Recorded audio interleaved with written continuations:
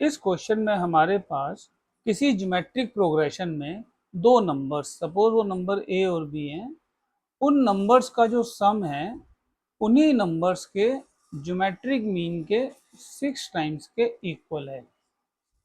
यानी कि किसी ज्योमेट्रिक मीन में दो नंबर्स का जो सम है उन नंबर्स के ज्योमेट्रिक मीन्स के 6 टाइम्स के इक्वल है। तो हमें जो प्रूफ करना है वो ये प्रूफ करना है कि उन नंबर्स की जो रेशो है वो इज इक्वल टू होगी 3 प्लस 2√2 इज टू 3 माइनस 2√2।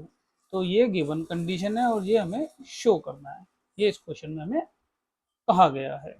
तो ये तो इस क्वेश्चन का एक्सप्लेनेशन था। अब हम इसका सॉल्यूशन करते हैं। इसके सॉल्यूशन में सबसे पहले हम वही मानेंगे, let the numbers are A and B, और अकॉर्डिंग टू क्वेश्चन क्या है, इन नंबर्स का जो सम है इनके ज्योमेट्रिक मीन के 6 टाइम्स के इक्वल है।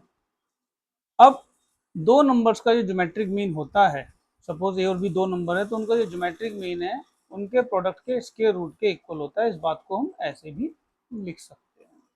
तो यही वाली, इसलिए ज्योमेट्रिक मीन को हमने ऐसे लिखा है।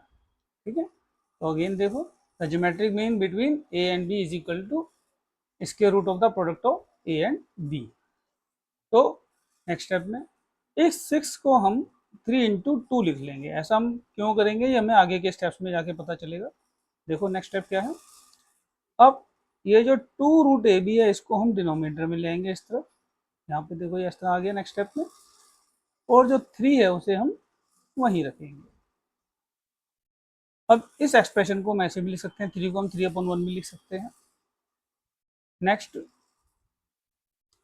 अब हम अप्लाई करेंगे कंपोनेंडो एंड डिविडेंडो रूल। क्या होता है ये रूल? इस रूल के अकॉर्डिंगली हम न्यूमिनेटर में डिनोमिनेटर को ऐड करेंगे और न्यूमिनेटर में से ही डिनोमिनेटर को सब्ट्रैक्ट करेंगे और फिर इसे हम इस फॉर्म में लिख देंगे। देखो, न्यूमिनेटर में हमने डिनोमिनेटर को ऐड किया, ये डिनोमिनेटर था और ये डिनोमिनेटर को हमने ऐड किया, ये न्यूमिनेटर था, इसमें ये डिनोमिनेटर को हमने सब्ट्रैक्ट किया। यही काम हमने राइट हैंड साइड किया, हमने 3 में 1 को ऐड किया और 3 में से 1 सब्ट्रैक्ट किया, तो हमारे पास ये वाली फॉर्म आ जाती है। नेक्स्ट नेक्स्ट हम क्या करेंगे, ये जो रूट ए बी है तो ये रूट ऑफ ए बी है और रूट बी भी होगा। इसी तरह से डिनोमिनेटर में भी हम रूट ए बी को हम रूट ऑफ ए और रूट ऑफ बी लिख देंगे, और ये 3 + 1 4 और 3 - 1 ये हमारा 2 हो जाएगा। नेक्स्ट, ये जो ए है इसको हम रूट ऑफ ए स्क्वायर लिख देंगे। ऐसा क्यों? क्योंकि किसी भी नंबर को अगर उसके ऊपर स्क्वायर रूट लगा के स्क्वायर लिख दे तो कोई फर्क नहीं पड़ता है। तो इसलिए हमने ए को क्या लिख दिया, root of A square, and B को रूट ऑफ बी स्क्वायर लिख दिया, और सारी टर्म बाकी पूरा एक्सप्रेशन वैसे का वैसे ही है। और ये 2 × 2 2 × 4। ठीक है बच्चों, नेक्स्ट स्टेप। अब ये देखो, ये एक्सप्रेशन न्यूमिनेटर और डिनोमिनेटर में जो एक्सप्रेशन है वो इससे मैच करता है। X square A root A का square plus Y square root B का स्क्वायर प्लस 2xy, यानी कि plus 2 root of A root of B. तो ये इज इक्वल टू होता है एक्स प्लस वाई का होल स्क्वायर, इसलिए इसको हमने लिख दिया root of A plus root of B का होल स्क्वायर। इसी तरह से डिनोमिनेटर में ये X square plus Y square minus 2xy से मैच करता है, इसलिए हो गया root of A minus root of minus का होल स्क्वायर। तो ये एक तरीके से फॉर्मूले हमने अप्लाई कर दिए। नेक्स्ट, ये स्क्वायर दोनों पर है इसलिए इसको हमने होल स्क्वायर की फॉर्म में लिख दिया। अब देखो, जब एक साइड स्क्वायर होता है तो जब स्क्वायर रूट हटता है बेटा, जब स्क्वायर हटता है तो दूसरी साइड पे स्क्वायर रूट आ जाता है, तो इसका ये स्क्वायर हटा तो ये क्या हो गया, स्क्वायर रूट हो गया। नेक्स्ट, हम इसको इस तरह से भी लिख सकते हैं, root of 2 and root of 1। अब नेक्स्ट स्टेप में हम क्या करेंगे, रूट 1 जो होता है वो 1 के इक्वल होता है, इसलिए रूट 1 को हमने 1 लिख दिया। अब अगेन हम componendo and dividendo rule apply करेंगे। तो अप्लाई करने पर वही, न्यूमिनेटर में हम डिनोमिनेटर को ऐड करेंगे और न्यूमिनेटर में से हम डिनोमिनेटर को सब्ट्रैक्ट करेंगे और फिर उसे हम इस फॉर्म में लिख देंगे इस तरह से। ये रूट 2 में हमने 1 को ऐड किया, रूट 2 में से हमने 1 को सब्ट्रैक्ट किया, तो हमारे पास ये फॉर्म आ जाएगी।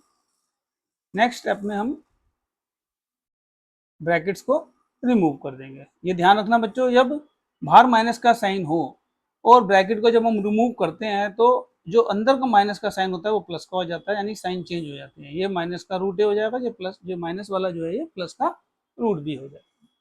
ठीक है, अब हमें यहाँ दिखता है ये plus B plus root B minus root B से कैंसिल हो जाएगा। इसी तरह से प्लस का रूट है माइनस रूट ए से कैंसिल हो जाएगा।